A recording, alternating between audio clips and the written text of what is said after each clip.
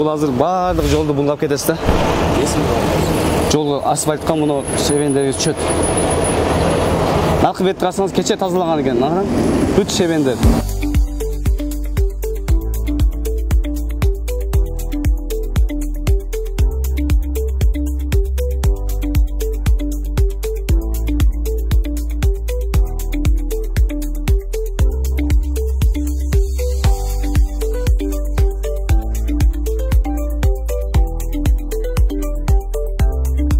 Жалал Абад шаарынын мэринин тапшырмасы менен Жалал Абад шаарынын жолдорун таза кармоо боюнча бүгүн рейд уюштурулуп, рейдке жер ресурстар башкармалыгынын муниципалдык инспекция бөлүмүнүн кызматкерлери жана Жалал Абад шаарынын тазалык ишканасынын директору, ошондой эле Жалал Абад шаарынын жол кыймылынын кызматкерлери менен чогуу рейд иш жүргүздүк.